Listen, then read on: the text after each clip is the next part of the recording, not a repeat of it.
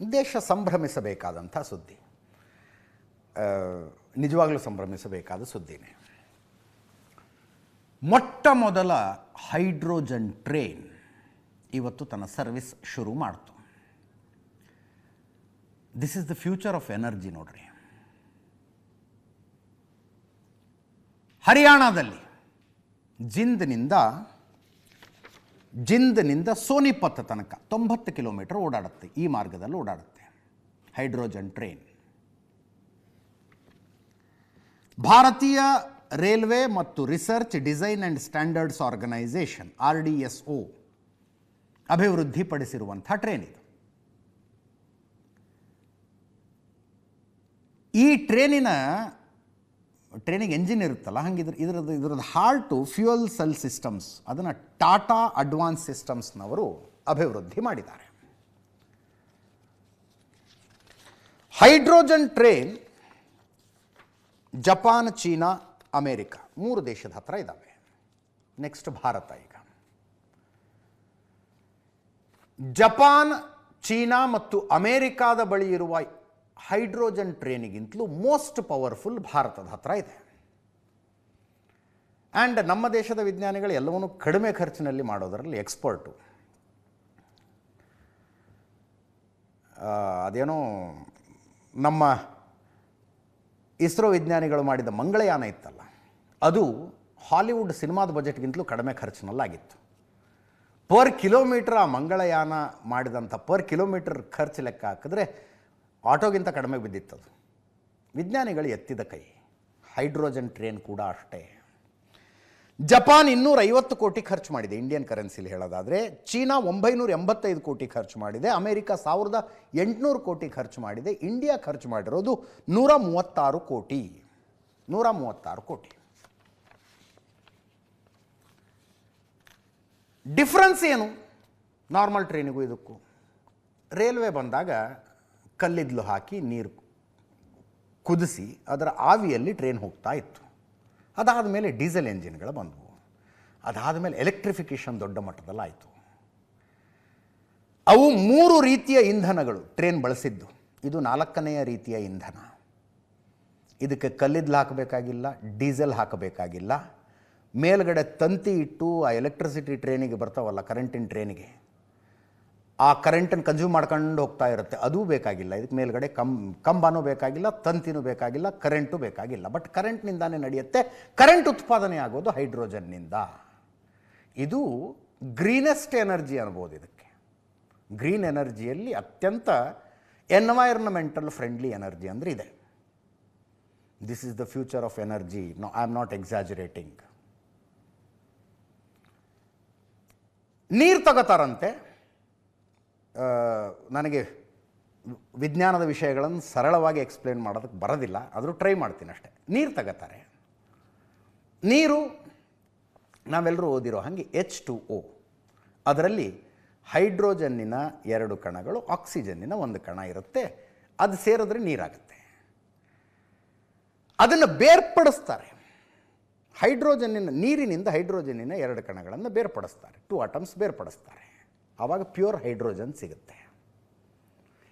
ಆ ಹೈಡ್ರೋಜನನ್ನು ಸ್ಟೋರ್ ಮಾಡಿ ಇಟ್ಕೋತಾರೆ. ಈ ಟ್ರೈನಿಗೆ ತುಂಬ್ತಾರೆ. ಅದನ್ನು ಸಿಲಿಂಡರ್ನಲ್ಲಿ ಹಾಕ್ತಾರೆ. ಈ ಟಾಟಾದವರು ಡೆವಲಪ್ ಮಾಡಿರುವ ಫ್ಯೂಯಲ್ ಸೆಲ್ ಸಿಸ್ಟಮ್ ಇದೆಯಲ್ಲ, ಫ್ಯೂಯಲ್ ಸೆಲ್ ಸಿಸ್ಟಮ್ಗೆ ಹೈಡ್ರೋಜನ್ ಕೊಟ್ಟರೆ ಆ ಫ್ಯೂಯಲ್ ಸೆಲ್ ಸಿಸ್ಟಮ್ಮು ಗಾಳಿಯಲ್ಲಿ ಇರುವ, ವಾತಾವರಣದಲ್ಲಿರುವ ಆಕ್ಸಿಜನ್ನನ್ನೇ ಬಳಸ್ಕೊಂಡು ಕರೆಂಟ್ ಉತ್ಪಾದನೆ ಮಾಡುತ್ತೆ. ಆ ಕರೆಂಟ್ನಿಂದ ಟ್ರೈನ್ ಓಡುತ್ತೆ. ಕಲ್ಲಿದ್ದಲು ಹಾಕಿದ್ರೆ ಒಂದು ಮೈನಿಂಗ್ ಮಾಡಬೇಕು. ಕಲ್ಲಿದ್ದಲು ಉರಿಸಿದಾಗ ಹೊಗೆ ಬರುತ್ತೆ. ಆಮೇಲೆ ಅದರ ಬೂದಿ ಉಳಿಯುತ್ತೆ. ವಿದ್ಯುತ್ ಉತ್ಪಾದನೆ, ಡೀಸೆಲ್ಲು ಒನ್ಸ್ ಅಗೇನ್ ನೀವು ತೈಲ ಬಾವಿಯಿಂದ ಗಣಿಗಾರಿಕೆ ಮಾಡಿ ಅದನ್ನು ತೆಗೆದು, ಕ್ರೂಡ್ ಆಯಿಲ್ ತೆಗೆದು ರಿಫೈನ್ ಮಾಡಿ ಡೀಸೆಲ್ನಲ್ಲಿ ಟ್ರೈನ್ ಓಡಿಸಿ ಅದರಿಂದ ಹೊಗೆ ಬಂತು, ಪರಿಸರಕ್ಕೆ ಹಾನಿ. ವಿದ್ಯುತ್ ಟ್ರೈನು, ಫಸ್ಟ್ ಆಫ್ ಆಲ್ ವಿದ್ಯುತ್ ಹೆಂಗೆ ಉತ್ಪಾದನೆ ಮಾಡ್ತೀವಿ ಅನ್ನೋದ್ರ ಮೇಲೆ ಅದು ಎಷ್ಟರ ಮಟ್ಟಿಗೆ ಗ್ರೀನ್ ಎನರ್ಜಿ ಅನ್ನೋದು ಡಿಸೈಡ್ ಆಗುತ್ತೆ. ನೀವು ಕಲ್ಲಿದ್ದಲು ಸುಟ್ಟ ವಿದ್ಯುತ್ನಲ್ಲಿ ತಗೊಂಡು ಬಂದು ಟ್ರೈನ್ ಓಡಿಸಿದ್ರೆ ಅದೇನು ಹೊಗೆ ಬಿಡಲ್ಲ, ಆದ್ದರಿಂದ ಇದು ಪರಿಸರ ಸ್ನೇಹಿ ಅನ್ನೋದಕ್ಕಾಗತ್ತಾ? ಅದಕ್ಕೆ ಅದರದೇ ಆದಂಥ ಎನ್ವೈರ್ನ್ಮೆಂಟಲ್ ಕಾಸ್ಟ್ ಇದ್ದಾವೆ, ಪ್ಲಸ್ ಇನ್ಫ್ರಾಸ್ಟ್ರಕ್ಚರಲ್ ಕಾಸ್ಟು. ಈ ಸರ್ಕಾರ ಅಂದರೆ ಮಾಡಿದ್ದಾರೆ ಬಿಡಿ, ಇಲ್ಲ ಅಂತ ಯಾಕೆ ಹೇಳೋದು. ಎಲೆಕ್ಟ್ರಿಫಿಕೇಷನ್ ಅಷ್ಟು 1000 ಕಿಲೋಮೀಟರ್ ಮಾಡಿದ್ವಿ, ಇಷ್ಟು 1000 ಕಿಲೋಮೀಟರ್ ಮಾಡಿದ್ವಿ, ನಾವು ಬರೋದಕ್ಕಿಂತ ಮುಂಚೆ ಇಷ್ಟೇ ಇತ್ತು. ದ್ಯಾಟ್ ಈಸ್ ಅನ್ ಎಕ್ಸ್ಪೆನ್ಸ್ ಅಲ್ಲ. ಎಲೆಕ್ಟ್ರಿಫಿಕೇಷನ್ ಎಲ್ಲ ಟ್ರೈನ್ ಟ್ರ್ಯಾಕ್ಗಳ ಮೇಲೆ ಕಂಬ ಹಾಕಿ ತಂತಿ ಹಾಕ್ಕೊಂಡು ಹೋಗೋದು, ದ್ಯಾಟ್ ಈಸ್ ಅನ್ ಎಕ್ಸ್ಪೆನ್ಸ್. ಕರೆಂಟಿನ ಟ್ರೈನಿಗೆ ಹೊಗೆ ಬರೋದಿಲ್ಲಪ್ಪ, ಒಪ್ಕೊಳ್ಳೋಣ. ಇದಕ್ಕೇನು ಬರುತ್ತೆ?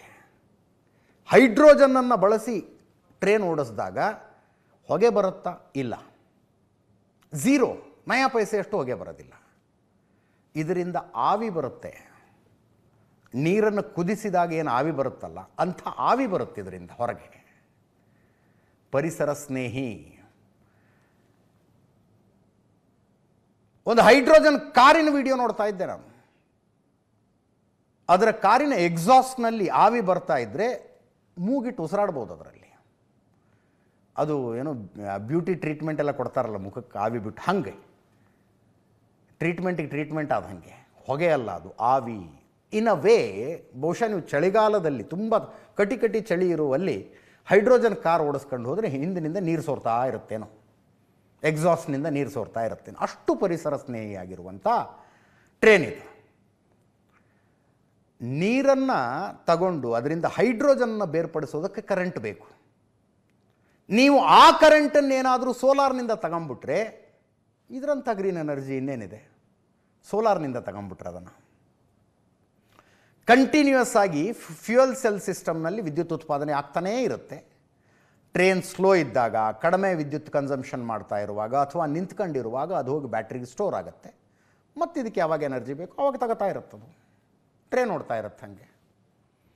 90 ಕಿಲೋಮೀಟರ್ ಮಾರ್ಗದಲ್ಲಿ ಇದು ಪ್ರಯಾಣ ಆರಂಭಿಸ್ತು. ಎನರ್ಜಿ ಕಾಸ್ಟ್ ಕಡಿಮೆ, ಇದರ ಟೋಟಲ್ ಪ್ರೊಡಕ್ಷನ್ ಕಾಸ್ಟೇ ಕಡಿಮೆ ಆಗಿದೆ. 136 ಕೋಟಿಲಿ ಮಾಡಿಬಿಟ್ಟಿದ್ದಾರೆ. ಹಂಗಿದ್ದ ಮೇಲೆ ಟಿಕೆಟ್ ರೇಟ್ ಜಾಸ್ತಿ ಇಟ್ಟರೆ ಹೆಂಗಾಗತ್ತೆ? ಮಿನಿಮಮ್ ರೇಟ್ 5 ರೂಪಾಯಿ. ಇದರ ಬೆಸ್ಟ್ ಬೋಗಿಯಲ್ಲಿ 25 ರೂಪಾಯಿ ಕೊಟ್ಟು ಕೂತ್ಕೊಂಡು 90 ಕಿಲೋಮೀಟರ್ ಪ್ರಯಾಣ ಮಾಡ್ಬೋದು. ಪ್ಲಾಟ್ಫಾರ್ಮ್ ಟಿಕೆಟಿಗೆ 10 ರೂಪಾಯಿ ಕೊಡ್ತೀವಿ ನಾವು ರೈಲ್ವೆ ಸ್ಟೇಷನ್ಗೆ ಹೋದರೆ. ಬಟ್ ಇದರಲ್ಲಿ 5 ರೂಪಾಯಿ ಕೊಟ್ಟು 90 ಕಿಲೋಮೀಟರ್ ಪ್ರಯಾಣವನ್ನು ಮಾಡಬಹುದು. 10 ಬೋಗಿಗಳಿದ್ದಾವೆ. 2600 ಜನ ಒಂದು ಸಲಕ್ಕೆ ಟ್ರಾವೆಲ್ ಮಾಡಬಹುದು. 10 ಬೋಗಿಗಳಿದ್ದಾವೆ. 10 ಬೋಗಿಗಳಿರುವ ಹೈಡ್ರೋಜನ್ ಟ್ರೈನ್ ಭಾರತದಲ್ಲಿ ಮಾತ್ರ ಇರೋದು. ಜಪಾನ್, ಅಮೇರಿಕಾ, ಚೀನಾದವರು 3 ಬೋಗಿ 4 ಬೋಗಿ ಇಟ್ಕೊಂಡು ಓಡಿಸ್ತಾರೆ. ಅಂದರೆ ಎನರ್ಜಿ ಪ್ರೊಡಕ್ಷನ್ ಕಡಿಮೆ ಇದೆ ಅಲ್ಲಿ. ಇದರದ್ದು ಒಂದು ಚಾಲೆಂಜ್ ಏನು, ಹೈಡ್ರೋಜನ್ ಸ್ಟೋರೇಜ್ ಸ್ವಲ್ಪ ಡೇಂಜರಸ್ಸು ಅಂತಾರೆ. ಅದಕ್ಕೆ ಬೇಕಾದ ಮುನ್ನೆಚ್ಚರಿಕೆಗಳನ್ನೆಲ್ಲ ತಗೊಂಡಿದ್ದಾರಂತೆ. 4% ತನಕ ಲೀಕ್ ಆದರೂ ಸಮಸ್ಯೆ ಇಲ್ಲ ಅಂತಾರೆ.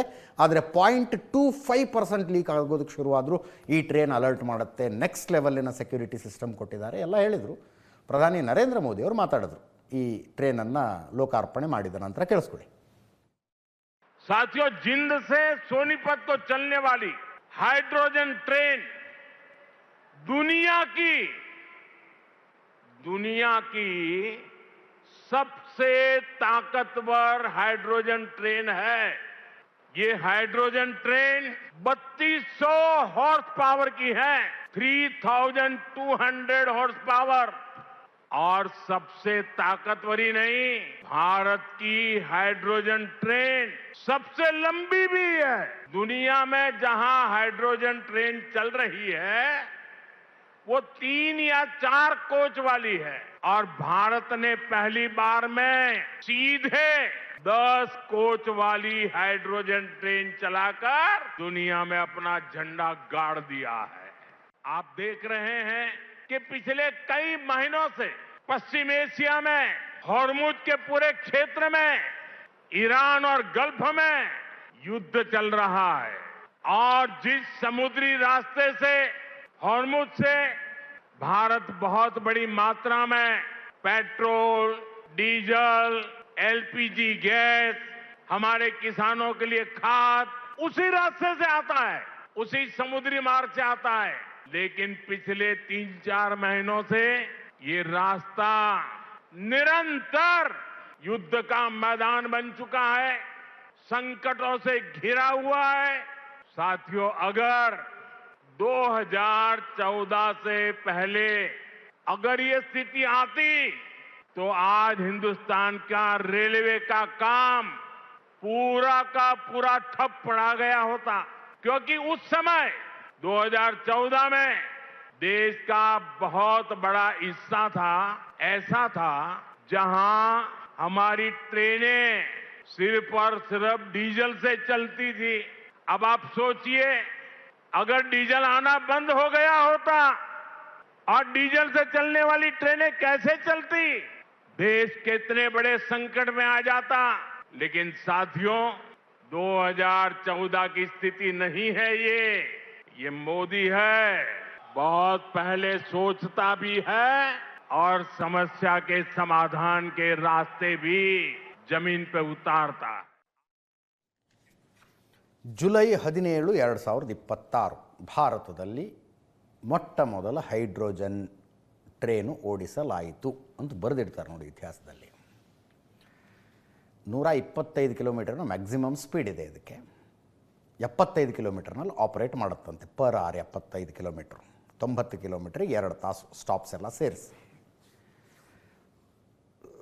ಸುಮ್ಮನೆ ಖಾಲಿ ಕೂತ್ಕೊಂಡಾಗ ನಾವು ಒಂದು ಸಲ ಹಿಂಗೆ ಏನೇನೋ ಚೆಕ್ ಮಾಡ್ತಿರ್ತೀನಲ್ಲ, ಆವಾಗ ಇನ್ನು 25 ವರ್ಷ ಆದಮೇಲೆ ಹೆಂಗಿರುತ್ತೆ ಜೀವನ, 30 ವರ್ಷ ಆದಮೇಲೆ ಹೆಂಗಿರುತ್ತೆ ಜೀವನ ಅಂತ ಚೂಲಿಗೆ ಹಂಗೆ ಚೆಕ್ ಮಾಡ್ತಿರೋದು. ಎಲ್ಲ ಒಂದು ಕಡೆ ಒಂದು ಆರ್ಟಿಕಲ್ ಓದ್ತಾ ಇದ್ದೆ. 25-30 ವರ್ಷ ಆದಮೇಲೆ ಜನರ ಮನಸ್ಥಿತಿಗಳು ಹೆಂಗೆ ಬದಲಾಗಿರ್ತವೆ, ಜಾಬ್ ಮಾರ್ಕೆಟ್ ಹೆಂಗೆ ಬದಲಾಗಿರ್ತವೆ, ಆವಾಗ ಯಾವ ಉದ್ಯೋಗಗಳು ಇರ್ತವೆ, ಯಾವ ಉದ್ಯೋಗಗಳು ಇರೋದಿಲ್ಲ, ಎಲ್ಲ ಇತ್ತು ಅದರಲ್ಲಿ. ಅದರ ಜೊತೆಗೆ ಆಗಿನ ಮಕ್ಕಳು ಮಾತಾಡ್ತಾವಂತೆ 25-30 ವರ್ಷದ ನಂತರ. ಹಿಂದಿನ ಕಾಲದಲ್ಲಿ ಪೆಟ್ರೋಲ್ ಬಂಕ್ ಅಂತ ಇರ್ತಿದ್ವಂತೆ, ಜನ ಅಲ್ಲಿ ಹೋಗಿ ಪೆಟ್ರೋಲು ಡೀಸೆಲ್ ಹಾಕಿಸ್ಕೊತಿದ್ರಂತೆ ಅಂತ. ಆದಷ್ಟು ಬೇಗ ಆ ಕಾಲ ಬರಲಿ. 25-30 ವರ್ಷದಲ್ಲಿ ಆಗದೆ ಹೋದರೂ 50-100 ವರ್ಷಕ್ಕಂತೂ ಆಗುತ್ತದು. ಪೆಟ್ರೋಲು ಡೀಸೆಲ್ನ ಬಳಕೆ ನಿಂತು ಹೋಗುತ್ತೆ ಅಂತ. ಈಗ ನಾವೇ ನೋಡ್ತಾ ಇದ್ದೀವಿ, ಪೆಟ್ರೋಲು ಡೀಸೆಲ್ಲು ಈಗ ಎವ್ರಿ ಡೇ ಬೇಕೇ ಬೇಕಾಗಿರುವಂಥ ವಸ್ತು. CNG ಬಂಕ್ಗಳು ಬಂದವು ನಮ್ಮ ಕಣ್ಣು ಮುಂದೆನೆ. ಈಗೇನು ನೋಡ್ತೀವಿ, ಕಾರ್ ಚಾರ್ಜಿಂಗ್ ಸ್ಟೇಷನ್ಗಳನ್ನು ನೋಡ್ತೀವಿ ನಾವು. ಹೈವೇನಲ್ಲಿ ಹೋಗ್ತಾ ಇರುವಾಗ ಅಲ್ಲಿ ಇಲ್ಲಿ charging station. It is still a beginning. ಮುಂದೊಂದು ದಿನ ಈ ಎಲ್ಲ ಪೆಟ್ರೋಲ್ ಬಂಕ್ಗಳು ಹೈಡ್ರೋಜನ್ ಬಂಕ್ಗಳಾಗಿ ಬದಲಾಗಬಹುದು. ಅಲ್ಲಿ ಹೋಗಿ ಕಾರ್ ನಿಲ್ಲಿಸಿದ್ರೆ ಹೈಡ್ರೋಜನ್ ಹಾಕ್ತಾರೆ. ಹೈಡ್ರೋಜನ್ ಕಾರ್ಗಳು ಇದ್ದಾವೆ ಈಗ ಆಲ್ರೆಡಿ. ನಮ್ಮ ನಿತಿನ್ ಗಡ್ಕರಿ ಅವ್ರ ಹತ್ರ ಒಂದು ಇರಬೇಕು. ಅವರೊಂದು ಸಲ ಟೆಸ್ಟ್ ಡ್ರೈವ್ ಏನೋ ಮಾಡಿದ್ದು ನೋಡ್ತಾ ಇದ್ದೆ ನಾನು. ಹೈಡ್ರೋಜನ್ ಕಾರ್ಗಳು ಇದ್ದಾವೆ ಆಲ್ರೆಡಿ. ಏನಿಲ್ಲ, ಹೋಗಿ ಪೆಟ್ರೋಲ್ ಬಂಕ್ನಲ್ಲಿ ನಿಂತ್ಕೊಂಡಂಗೆ ನಿಲ್ಲಿಸಿ ಆತ ತೆಗೆದು ಗನ್ನಿಂದ ಹೈಡ್ರೋಜನ್ ಹಾಕ್ತಾನಷ್ಟೇ. ಹಿಂದ್ಗಡೆ ಒಂದು ಸಿಲಿಂಡರ್ ಇರುತ್ತೆ ಡಿಕ್ಕಿಲಿ, ಆ ಡಿಕ್ಕಿಗೆ ಹೈಡ್ರೋಜನ್ ತುಂಬಿಸ್ತಾರೆ, ಅವ್ರು ಗಾಡಿ ಓಡಿಸ್ಕೊಂಡು ಹೋಗ್ತಾರೆ. ಪೆಟ್ರೋಲು ಈಗ 100 ರೂಪಾಯಿ ಆಯಿತು, 105 ರೂಪಾಯಿ ಆಯಿತು ಅಂತ ಮಾತಾಡ್ತೀವಿ. Hydrogen would be a cheap fuel. ಸುಮ್ಮನೆ ನೀರು ತಗೊಳ್ಳೋದು, ಹೈಡ್ರೋಜನ್ ಪ್ರತ್ಯೇಕ ಮಾಡಿ ಸಿಲಿಂಡರ್ಗೆ ಹಾಕಿ ಗಾಡಿಗೆ ತುಂಬಿಸೋದಪ್ಪ ಅಷ್ಟೇ. ಆ ಪ್ರಾಸೆಸ್ಸನ್ನು ಹೆಂಗೆ ಅಂದರೆ ವಿಜ್ಞಾನ ಬೆಳೀತಾ ಬೆಳೀತಾ ಆ ಪ್ರಾಸೆಸ್ಗಳೆಲ್ಲ ಚೀಪರ್ ಆಗ್ತಾ ಹೋಗ್ತವೆ. ಆವಾಗ ವಾಹನಗಳಿಂದ ಪರಿಸರ ಮಾಲಿನ್ಯ, ಟ್ರಾನ್ಸ್ಪೋರ್ಟೇಷನ್ನಿಂದ ಪರಿಸರ ಮಾಲಿನ್ಯ ಅನ್ನೋ ಶಬ್ದ ಮಿನಿಮಲ್ ಆಗಬಹುದು, ತುಂಬ ಕಡಿಮೆ ಆಗಬಹುದು. ನಾನು ಆವಾಗವಾಗ ಒಂದು ಮಾತು ಯಾವಾಗ ಹೇಳ್ತಾ ಇರ್ತೇನೆ, ವಿಜ್ಞಾನದಿಂದ ಉಂಟಾಗಿರುವ ಸಮಸ್ಯೆಗಳನ್ನು ವಿಜ್ಞಾನ ಪರಿಹರಿಸುತ್ತೆ ಅಂತ. ಪ್ರಾಬ್ಲಮ್ಸ್ ವಿಜ್ಞಾನ ಸೈನ್ಸ್ನಿಂದ ಏನು ಶುರುವಾದವಲ್ಲ, ಸೈನ್ಸೇ ಬಗ್ಗೆ ಹರಿಸುತ್ತದನ್ನು. ಆ ಕಾಲ ಬೇಗ ಬರಲಿ ಅಷ್ಟೇ.